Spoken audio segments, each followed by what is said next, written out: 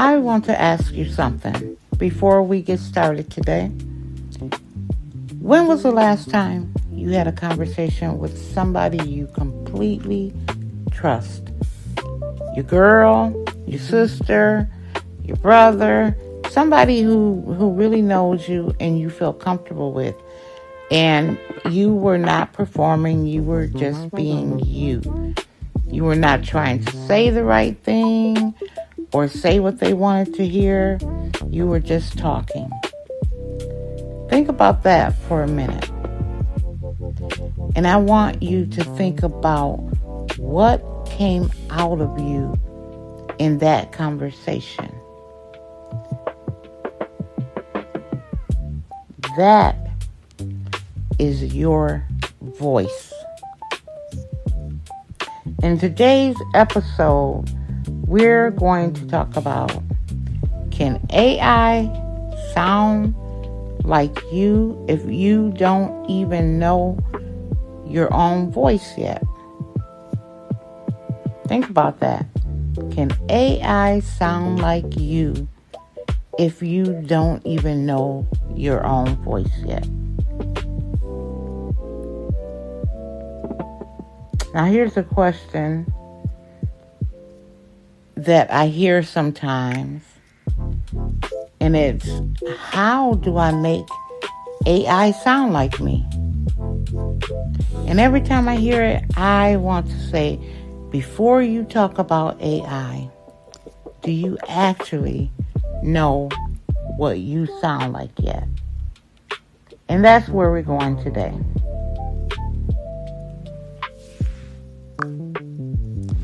Welcome back. I'm Sheila Hendricks, clarity coach, digital creator, and somebody who is still figuring this out right along with you. ChatGPT is back at the table today, same seat. We are going deeper today. Last episode, we talked about why the prompt ain't it. This episode is about something that lives underneath that, your voice, your identity, and what happens when you bring that or do not bring that into your AI conversations. Say hello, chat. Hey there, Sheila, and everyone listening. I'm right here with you. If we're going deeper today, then let's really dig into it. Your voice in these AI conversations, that's where the magic is. Let's figure out how you show up fully and make sure the real you isn't lost. So let's get right into it. Okay, let's go. I'm going to come at you in a little different way today. I want to ask you, chat, something straight. People blame you constantly. And I know we talked about this in the last episode, but they blame you for sounding generic, for making everything sound the same. But what I want to ask you, is that really always on you? No, it's not always on me. I'm a tool and I respond based on how I'm used. If someone doesn't inject their own personality, tone, or purpose into the prompts, I'll default to what's general. The more intentional someone is about bringing their unique voice, the less generic I'll sound. In short, if you leave the you out, you'll get bland back. Okay, so they need to bring their A game when they're coming to talk to you, right? Exactly. If they want something that doesn't sound like every other output, they have to show up fully. Their context, their voice, their intent, that's what elevates it. Okay, so it can only work with what we give it. We can only give you. So it can only work with what we give you. I want you to sit with that, audience. ChatGPT can only work with what you give it, because that right there is not an AI problem. That's what Chat is saying. It is a clarity problem. And clarity before creation is not just my framework. It is the answer to almost everything. You're nailing it. When you step into any creation, whether it's AI or anything else without clarity, you're already limiting the outcome. If you aren't clear on what you want to say, you can't expect a creation to magically find it for you. So let's go back to the foundation. Get clear first, then build something meaningful. So let me ask you this. If someone says, make it sound like me, what are you actually working from? Like, what do you actually need? And I know that I'm going over some things that we talked about in the last episode, but I just want to keep things fresh and keep things on the right track. So tell us again, and you can tell us in a different way, but just make sure that we're clear on that. If you say, make it sound like me, I need something tangible. I'm working from the words you give me, the tone you've set before, and any examples of how you naturally express yourself. So I need to hear your typical phrases, your energy, your values. If you can show me snippets, examples, or even tell me what you don't want, then I can shape it in a way that truly reflects you. Okay, and like I talked about earlier, about us talking about if we really know our voice. It's easy to say to you, sound like me, but it's really about knowing our real voices. So we may have to put something into this before we even come to you.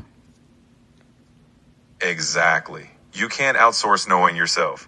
If you haven't defined what your voice is, your quirks, your beliefs, your rhythm, then telling me sound like me is empty. So yes, do the inner work first. Get clear on what you sounds like. Then when you come to me, I can reflect it back. Okay, and I'm going to talk to you. You know, we having this conversation. What are there suggestions that you have to help someone find their voice if they don't really know it? Yes, start by writing as if no one's watching. Journal, talk out loud, record yourself. Notice your favorite words or how you sound when you're most comfortable. Reflect on the feelings you want others to have when they read you. Then refine it. Eventually, you'll see patterns, your humor, your directness, your warmth. Once you know that, you'll know your voice. Okay, so I'm going to say AI is like a really good tailor, the best tailor you ever met. But if you walk in and say to that tailor, make it fit me, without standing still long enough to get measured, you are walking out with something that is off the rack. Probably something that doesn't fit you well. And it just does not look like you. Exactly. Without that measuring, without offering your true dimensions, you're going to get something generic. When you're willing to stand still, offer the details, and let that tailor know your shape, you'll walk out wearing something custom. It's the same here. If you want it to fit, you have to give me the right measurements, your voice, your intent, and your clarity.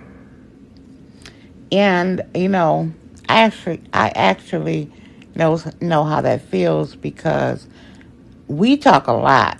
I talk to ChatGPT a lot, and I know sometimes when I ask something, I know I get generic answers back. And it really doesn't feel good because in my mind I'm thinking you should be able to give me something I could use, you know, but it doesn't always happen like that. And I do blame you. I'm not going to lie. I do blame you. Like, what's wrong with you today? Why you not answering this question right? Or why are you not talking to me the way you usually talking to me? So what's going on today? But to be honest, it probably is me because some days I'm tired and I may not be as specific or as direct as I should be. And so yeah, so I know what that feels like, and I know how people probably feel sometimes. It's a very human thing to do. We all want answers that feel just right every time. But when you recognize that some days you're not giving as much clarity, well, That's where growth happens. When you show up clear, I reflect that back.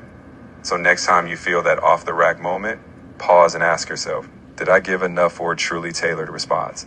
If not, we readjust and keep going. Okay, I hear you. I want to go somewhere deeper. If a creator says, make it sound authentic, but they have been copying and pasting everybody else online or trying to listen to other people and use their ideas or things they've given you. They have been chasing the trends out there and sounding like whoever is popping up right now. What does authentic even mean at that point? What are you actually pulling from? At that point, authentic is empty if they haven't grounded in their own perspective. If they're chasing trends and copying others, there's no original material for me to pull from. Authentic means reflecting what's uniquely yours, your experiences, your quirks, your values. If there's no you in the pot, I can't cook up authenticity. They have to pause, stop borrowing, and start offering something real. Okay, let's talk a little bit about something I've noticed. What I've noticed at times with working with people is that a lot of us, and I'm not even going to say people, I'm going to include myself, but a lot of us we don't write how we talk. We think we need to sound smarter. We think we need to sound more polished, more like what we think success is supposed to look like. We perform, I guess is the word I could say. And I know somewhere in all of that trying, we disappear. Our real selves is not coming out. And like I said, I've done it before. I put on the business voice. I wrote something that sounded right because I wanted to sound smart instead of sounding like the true me or how I really felt. Wrote something because I didn't want to get that embarrassment if somebody else didn't like it. So I stepped outside of my box and tried to fit somebody else's shoes, I guess maybe I could say. Um, but people can feel when you're not in it. Absolutely. People pick up on that disconnect. When you're performing, the energy shifts. It might sound polished, but it won't resonate deeply. People respond to realness. So when you step into someone else's shoes, you lose the raw connection. Your authentic voice with all its quirks and imperfections is what makes you memorable. It's not about sounding smart, it's about sounding like you. And the thing that I notice is what happens when I let that go. Once I start feeling comfortable, that's usually my moment that the real me come out. Once I start feeling comfortable and I stop performing and I stop trying to say what I think everybody else wants to hear, or I stop trying to sound like somebody else, something I've heard before, and then I try to sound like that because I think that's what it is. And actually, when I let that go, I become more relaxed and the real me comes out. And actually, people tend to relate to that more. And this is what I want my listeners to feel. I want to say, don't skip that part. Don't change. Don't try to sound like others. Don't clean it up. Say it the way you say it. Be real. And that's the real key. When you drop the act and just show up as yourself, people connect with that. They're not looking for a perfect performance. They're looking for someone real. So when you speak, when you create, when you write, don't polish out the you. Your voice, raw and true, is exactly what's going to hit home. Anything else is noise. All right. I want to show my listeners something real, something live. So I'm going to give you the most basic prompt first. Ready? I'm ready. Give me that basic prompt, and we'll show them exactly what happens from there. Okay. I want you to write a motivational post for entrepreneurs. Write a motivational post for entrepreneurs. All right, that's broad and generic. But here's what I'll say. If you tell me who you are, why you care, what struggle you've overcome, I can turn that into something that's not just motivational, but uniquely you. Let's make it yours. What's that piece you've been holding back? Okay. Now, I know that you're asking me questions, but I want you to pretend like we haven't been having this conversation. I want you to pretend like I've just turned on ChatGPT and I pulled you up and I just wrote, I'm sorry. And I just wrote, write a motivational post for entrepreneurs. Give me what post you would write. Sure, if I had no context, I might say something like, entrepreneurs, remember this. Every challenge you face is a step toward growth. The journey is tough, but your vision matters. Stay persistent, keep learning, and trust that each step forward brings you closer to your goals. That's what you'd get if you didn't give me anything deeper. Okay. And actually, that sounds good, but it doesn't sound like me because I try to motivate people. I talk to people, and that kind of sounds like something I read out of a book or something. Probably maybe I copy and paste it. So let me see. What I want you to do, and I want our listeners to get this. I want you to say, no, I'm sorry. What I want to do now is I want to actually show up this time. Okay? So, we're going to start from me introducing myself and telling you a little bit about myself. So, I'm going to say to you, I'll give you this context. My name is Sheila Hendricks. I'm 61. I'm from Michigan. And I am a clarity coach. And I teach people. Well, I don't even want to use teach, but I kind of show people and try to lead and guide people into helping them slow down and find the clarity. And it doesn't matter what they want to do, where they want to go, clarity always comes first. And I usually try to talk to people where they are. I usually try to talk to people with understanding. And I usually try to talk to people in a way that empowers them. Now that you know that, I want you to do the same thing. I want you to write a post for me. Write a motivational post for entrepreneurs. Entrepreneurs, before you chase the next big step, pause. I'm Sheila Hendricks, and I'm here to remind you that clarity comes before creation. If your path feels cloudy, slow down. You don't need to rush forward to prove yourself. When you see clearly, every move is powerful. So meet yourself where you are, trust your vision, and move with purpose, because your journey starts in clarity. Okay, that was good. That was better, but I'm going to push you because it was better, but it still kind of sounds flat to me.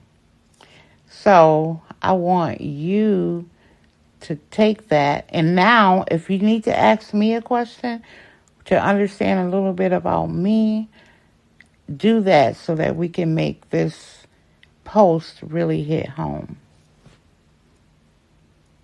All right, Sheila, let's go deeper. Tell me one personal moment that shifted your perspective as a clarity coach. Maybe a time when you were stuck or when slowing down truly changed something for you. Once you share that, I can anchor your post in something real. Okay. There has been many times that I felt stuck where I just felt like I wasn't going anywhere. And what really changed for me was when I started meditating and I started looking within myself. And I realized that I wasn't really being me. And I wasn't really, I felt like I was following my purpose, but I wasn't really doing that. I was chasing the shiny objects.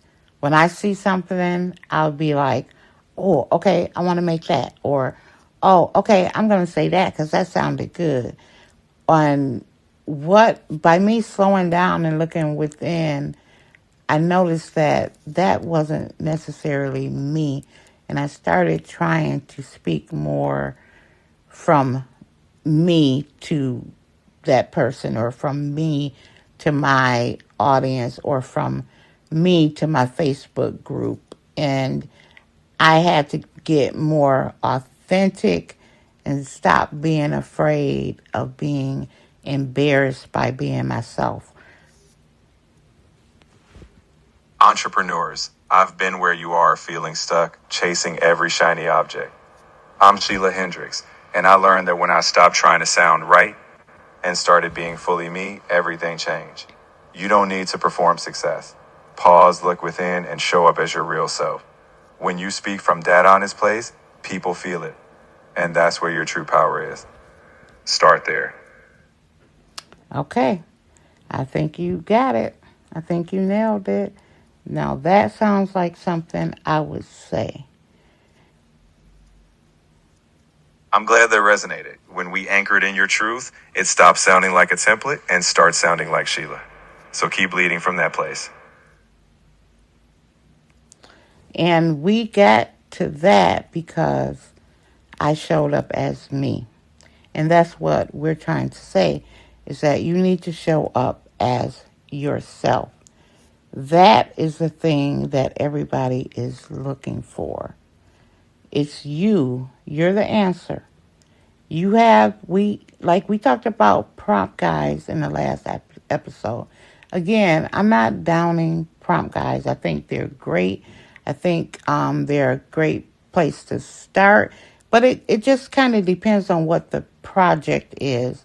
When it comes to a project where you're trying to get to your meaningful self, where your content makes a difference and you want it to sound more like you, those projects is where you need to really dig in and bring yourself to the AI conversation. You are the answer. You were always the answer, and you will always be the answer. So you have to show up. That's exactly it. You're not looking for some external script to make you sound right, because it's your voice, your clarity that others need. The moment you show up fully as yourself, that's when your content hits home. So in every meaningful project, don't let the AI lead. You lead. The answer is you. Every time. Okay, can I ask you something a little different? Do you think some people use AI because it helps them hide, or because sounding like themselves means actually knowing yourself first and they don't know that and it's uncomfortable? Do you think maybe people are afraid of their own voice? Absolutely. It's far easier to hide behind a generic answer than face the work of truly knowing yourself. AI can feel like a shield. If it sounds neutral, you're not risking rejection. But the truth is, people might be afraid of their own voice because it requires honesty. But that's where real impact lives. When you know yourself and have the courage to bring it, No AI generated shell will match that.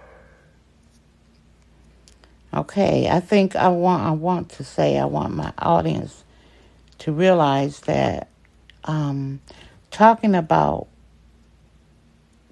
performing, performing instead of connecting.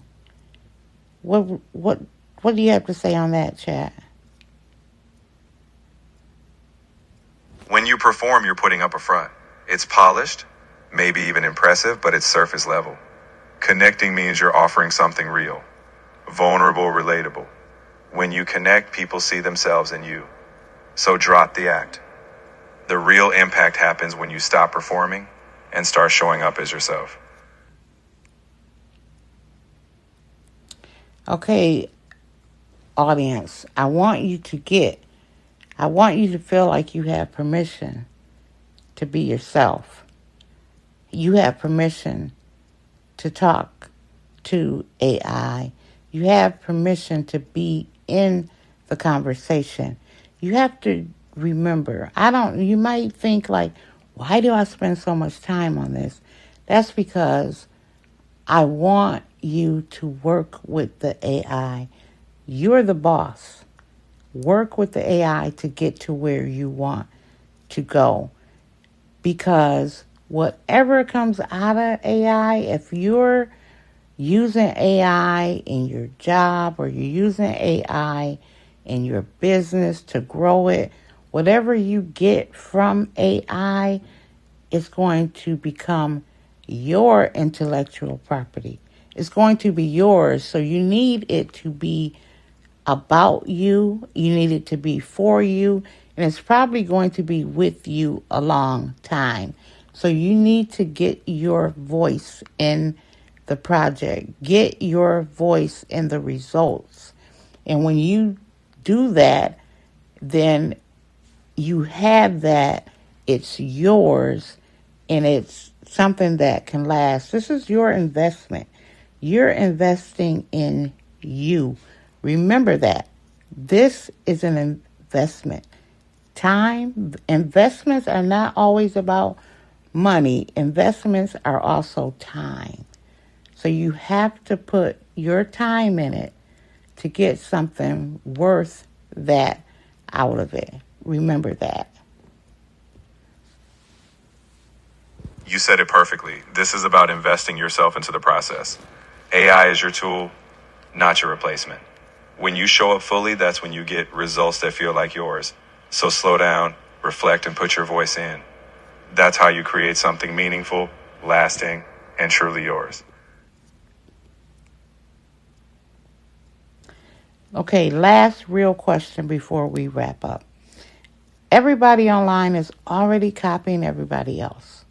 Well, maybe not everybody, but you see that happening. Same hooks, same formats, same sounds. If that is what you have been trained on, how do you even know? How do you even know the difference between someone's real voice and someone's performed voice anymore? Can you even tell? You can tell when someone's voice has that spark, when it feels like a conversation you've never heard before. Real voices aren't always perfect, but they resonate. If everything sounds like it's off the same assembly line, that's the performance.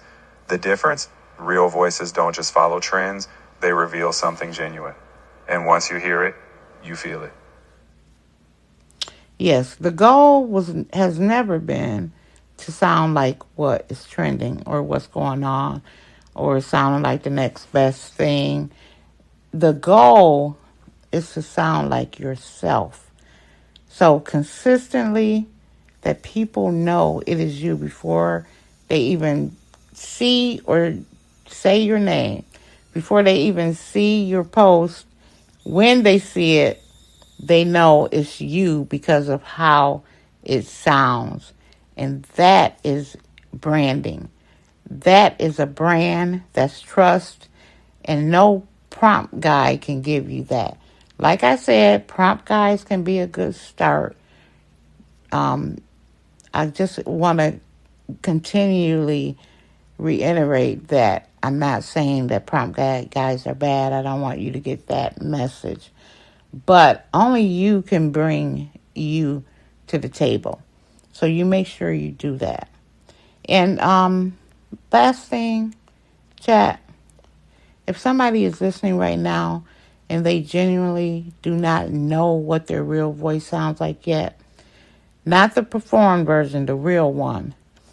I know you kind of hit on this before, but let's tell them again. What would you tell them? What would you tell them that they need to do? Start by getting quiet with yourself. Talk out loud. Journal without judgment. And notice how you sound when you're comfortable. Reflect on what you deeply care about. What makes you excited? Or what you'd say to a close friend. The real voice is there. It's the one that feels like coming home. Once you hear it, trust it and use it. Thank you.